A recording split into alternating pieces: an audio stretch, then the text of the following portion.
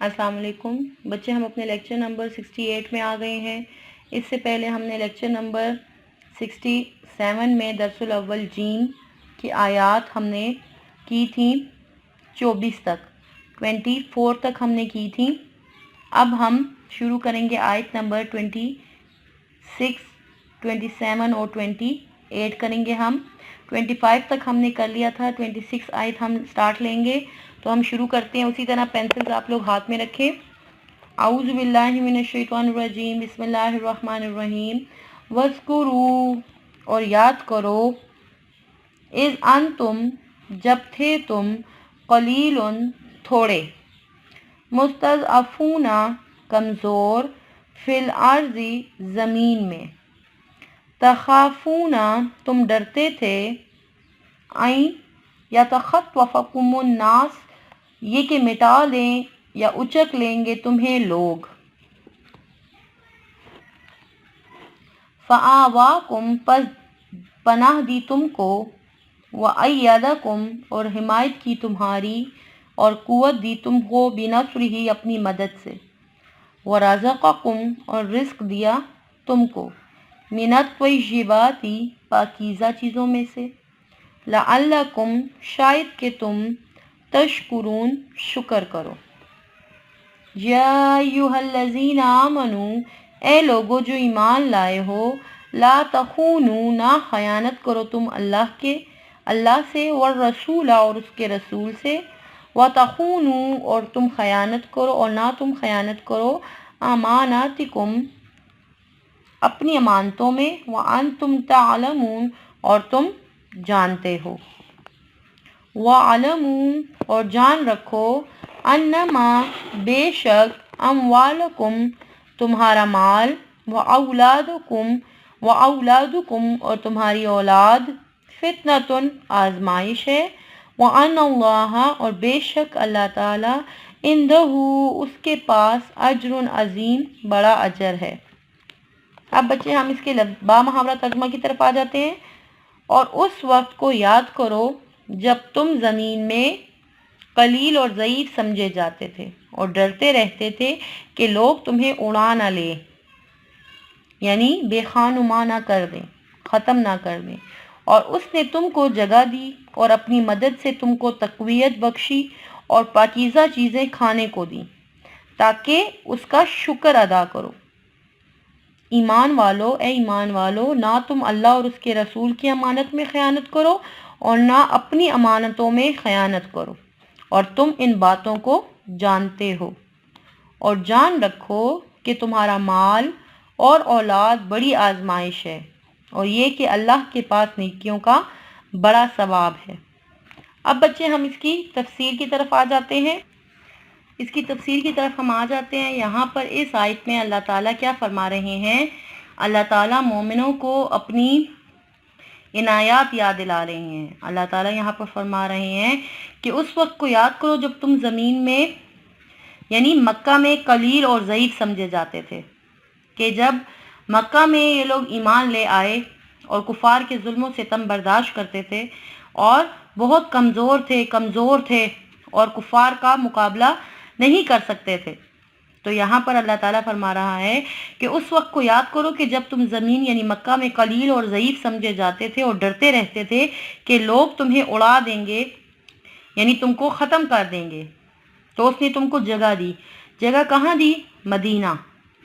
انہوں نے ہجرت کی تو وہاں پر ان کو عمدہ پناہ ملی، اور اللہ تعالیٰ نے وہاں پر مسلمانوں کی ایک مضبوط جماعت بنا دی اور اپنی مدد سے تم کو تقویت بخشی اور پاکیزہ چیزیں کھانے کو دیں تاکہ تم اس کا شکر ادا کرو۔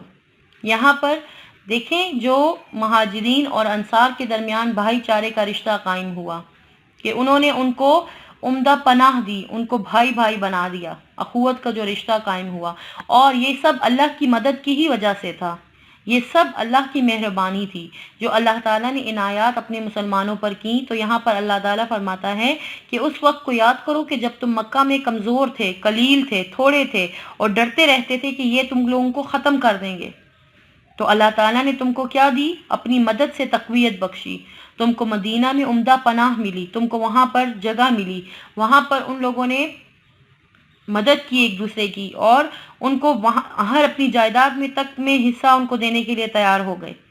تو یہاں پر ان کو پاکیزہ چیزیں کھانے کو دیں تاکہ تم اس کا شکر ادا کرو.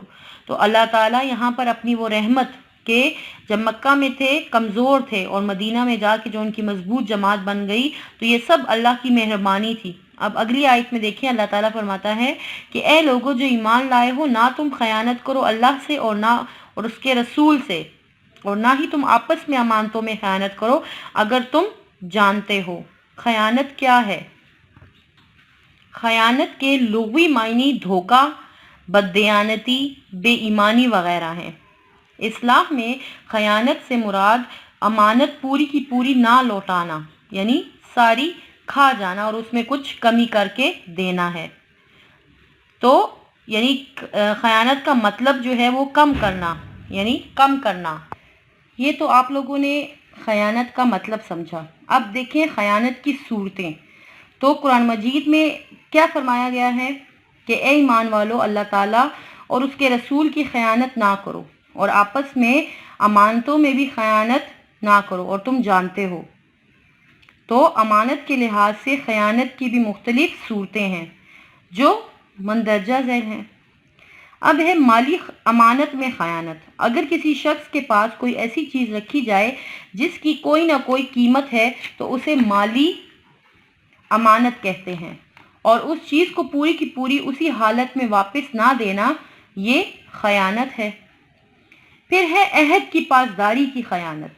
تو اگر کسی سے کوئی عہد کیا ہوا ہے اور تو وہ بھی ایک امانت ہے، اور اس کی پاسداری نہ کرنا یعنی عہد مکمل صورت میں پورا نہ کرنا بھی خیانت ہے. پھر ہے رازداری کی خیانت کہ کسی نے کوئی راز کی بات بتائی ہوئی ہے تو اس کے راز کی حفاظت نہ کرنا بھی خیانت ہے. پھر فرض ذمہ داری کی خیانت. اگر کسی شخص کی کوئی ذمہ داری ہے، کسی پر اپنی اولاد کو پالنے کی ذمہ داری ہے، کسی پر کوئی خدمت بجا لانے کی ذمہ داری ہے، تو پس اس ذمہ داری کو پوری طور پر نہ نبھانا بھی خیانت ہے.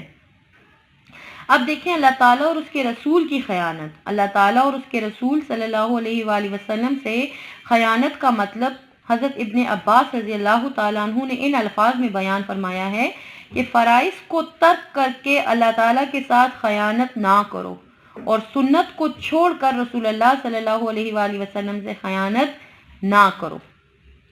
تو یہاں پر حضرت قتادہ فرماتے ہیں کہ خوب سمجھ لو اللہ تعالیٰ کا دین کیا ہے؟ امانت ہے.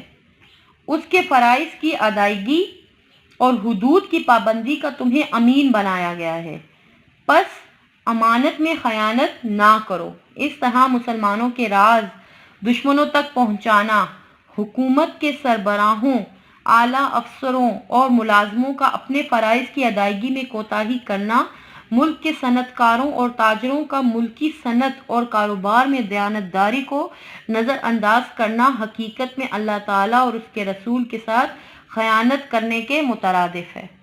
تو اللہ تعالیٰ کے احکامات نہ ماننا، رسول اللہ صلی اللہ علیہ وآلہ وسلم کے حکم کی پابندی نہ کرنا، تو یہ اللہ اور اس کے رسول سے خیانت ہے. تو یہاں پر اللہ تعالیٰ فرماتا ہے کہ اے لوگوں جو ایمان لائے ہو، اللہ اور اس کے رسول سے بھی خیانت نہ کرو، اور نہ ہی تم آپس میں امانتوں میں خیانت کرو اور تم جانتے ہو.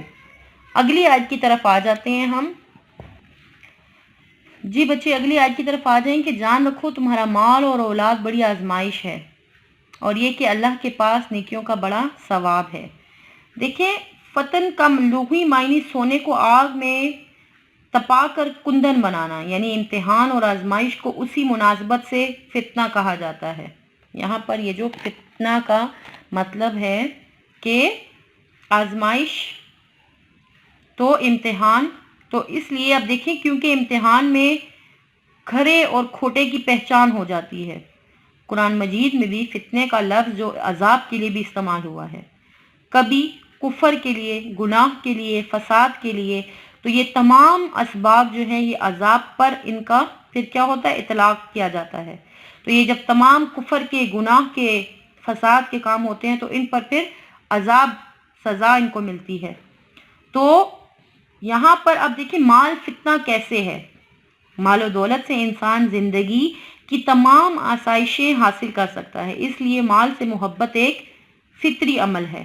مال اگر جائز طریقے سے محنت اور مشقت یا تجارت اور ملازمت سے حاصل کیا جائے تو خیر ہے، لیکن اگر ناجائز ذرائع سے حاصل کیا جائے تو پھر یہ کیا ہے؟ فتنہ ہے۔ اسی طرح مال اگر جائز کاموں پر خرچ کیا جائے تو خیر ہے، مگر اگر ناجائز کاموں پر خرچ کیا جائے گا تو یہ کیا ہے؟ فتنہ ہے۔ اب دیکھیں اولاد فتنہ کیسے ہے۔ اولاد کی محبت بھی انسان کی فطرت میں کیا ہے؟ شامل ہے، اور یہ اس قدر شدید ہوتی ہے کہ اولاد کے لیے والدین بڑی بڑی قربانیاں دے دیتے ہیں، جان کی بازی تک لگا دیتے ہیں۔ پس اگر اولاد کی ضرورت پوری کرنے کے لیے ناجائز طریقے استعمال کیے یا اس کی تعلیم و تربیت کا حق ادا نہ کیا تو اولاد بھی پھر کیا ہے؟ فتنہ ہے۔ اور اگر اللہ تعالیٰ اور اس کے رسول صلی اللہ علیہ وآلہ وسلم کے احکامات کے مطابق اولاد کی پرورش کی اور تربیت کی تو اللہ تعالیٰ کی پھر کیا ہے؟ رحمت ہے۔ اب دیکھیں اس آیت کا مفہوم جو ہے وہ یوں ہے کہ مال اور اولاد سے بڑھ کر سخت آزمائش اور کون سی ہے؟ یہ محبت انسان کو بزدل بھی بنا دیتی ہے اور بخیل بھی، یعنی کنجوس بھی۔ حضور صلی اللہ علیہ وآلہ وسلم کے پاس ایک بچہ لایا گیا، آپ صلی اللہ علیہ وآلہ وسلم نے اسے بوسہ دیا یعنی پیار کیا اور فرمایا یہ اولاد انسان کو بخیل بھی بنا دیتی ہے اور بزدل بھی، اور یہ اللہ تعالیٰ کے پھول ہیں۔ اب جو طبی محبت کے مطابق باوجود احکام شریعت میں کوتاہی نہیں کرتا، یقیناً وہ کامیاب ترین انسان ہے۔ ایک دوسرے لحاظ سے بھی اولاد بڑی آزمائش ہے۔ بچوں کی صحیح تربیت، ان کو صحیح مسلمان اور کامل انسان بنانا، ان کی دل پر یعنی کہ ہم ان کے دل میں جو ہے مثبت اثرات ڈال دیتے ہیں۔ اگر ہم ان کی صحیح تربیت کریں گے، ان کو ہر ایک چیز کے بارے میں بتائیں گے، ان کی تربیت اچھے طریقے سے کریں گے تو ان کے لیے بھی پھر کیا ہے؟ آسانی ہے۔ لیکن اگر والدین کے لیے کٹھن آزمائش ہے، اور یہی اللہ تعالیٰ کی طرف سے نعمت کا شکر ہے کہ ہم اولاد کو کیا کرتے ہیں؟ اگر اچھے طریقے سے تربیت دیتے ہیں تو یہ والدین کے لیے بھی ایک بہت بڑی آزمائش ہے کہ ان کی تربیت کرنا، ان کو اچھا انسان بنانا، اور یہی اللہ تعالیٰ کی اس نعمت کا صحیح شکر بھی ہے کہ جو اولاد اللہ نے ہمیں دی ہے تو ہم اس کا پھر کیا، اگر اس کی تربیت اچھی کریں گے، اس کو حلال اور حرام میں فرق بتائیں گے تو یہ ہم صحیح طریقے سے اللہ تعالیٰ کی اس نعمت کا کیا کر رہے ہیں؟ شکر ادا کر رہے ہیں۔ اب دیکھیں جو کم نظر اپنی اولاد کے لیے دولت ہی اکٹھی کرتے رہتے ہیں اور اسے اسی کی پرستش کے طریقے سکھانا ہی اپنے حقوق، یعنی کہ دیکھیں نا، ہم اگر کسی خود بھی دولت میں لگے ہوئے ہوتے ہیں، اولاد کے لیے بس پیسہ کما رہے ہیں، ان کے سامنے بھی یہ کر رہے ہیں، دولت کو ہم نے ان کے لیے بھی بس ایک وہ بنا دیا ہے کہ آپ لوگوں نے پیسہ ہی سب کچھ ہے، تو وہ اولاد بھی پھر اسی طرح ہی لگی رہے گی، وہ بھی حلال حرام نہیں دیکھے گی اور بس اسی دولت میں ہی کمانے میں ہی پھر آگے ان کی اولاد۔ تو یہی طریقہ ہے کہ اولاد جو ہے اگر ہم ان کی تربیت اچھی کریں گے اور ان کو ہم اچھا انسان بنائیں گے تو یہی ہمارے لیے پھر کیا ہے؟ یہ صدقہ جاریہ ہے۔ انسان کے تمام چیزیں جو ہیں وہ انسان کے ساتھ دو چیزیں جاتی ہیں، جب انسان مر جاتا ہے تو اس کے دو چیزیں اس کے کام آتی ہیں، ایک اس کے اپنے اعمال اور ایک اس کا ہاتھ سے دیا ہوا مال، اور دوسرا یہ کہ نیک اولاد، کیونکہ نیک اولاد جو ہے وہ اپنے والدین کے لیے کیا ہے؟ وہ اس کے لیے دعا کرتی ہے، اور جو وہ نیک عمل کرتی ہے یا جو برے عمل کرتی ہے اس کی سزا، اس کا ثواب، اس کا گناہ ان کے والدین کو بھی ملتا ہے۔ تو انسان کے لیے اس کی اولاد اور اس کا مال دونوں کیا ہیں؟ یہ آزمائش ہیں، اور بے شک اللہ تعالیٰ کے نزدیک بہت بڑا اجر ہے۔ اب بچے ہم ان کے الفاظ معنی کی طرف آ جاتے ہیں کہ اس درس میں کون کون سے الفاظ معنی ہیں۔ شر الدواب، بدترین قسم کے جانور، استجیبو، حکم مانو، قبول کرو، پکار کا جواب دو، یہولو، حائل ہوتا ہے، مستضعفون، مغلوب بے زور، یتخطفو، وہ اچک لے، اڑا لے، لا تخونو، تم خیانت نہ کرو۔ اب آ جائیں ان کے کوشچنز کی طرف۔ شر الدواب سے کیا مراد ہے؟ ان آیات میں خیانت سے کیا مراد ہے؟ مندرجہ ذیل عبارات کا مفہوم بیان کیجیے۔ تو یہ ہمارے پاس ہیں 5 مفہوم۔ وَلَا تَكُونُوا كَالَّذِينَ قَالُوا سَمِعْنَا وَهُمْ لَا يَسْمَعُونَ، ان شر الدواب عند الله ثم البكم الذين لا يعقلون واعلموا ان الله يحول بين المرء وقلبه واتقوا فتنة لا تصيبن الذين ظلموا منكم خاصة. لاسٹ ون ہے وَعَلَمُوا أَنَّمَا أَمْوَالُكُمْ وَأَوْلَادُكُمْ فِتْنَةٌ وَأَنَّ اللَّهَ عِندَهُ أَجْرٌ عَظِيمٌ. تو بچے اس درس کو، درس الاول جیم کو، اس کے ترجمے کو، الفاظ معنی کو اچھے طریقے سے آپ لوگوں نے یاد کرنا ہے. یہ آپ کا ہوم ورک بھی ہے. پھر انشاءاللہ ہم نیکسٹ لیکچر میں اپنا اگلا درس شروع کریں گے.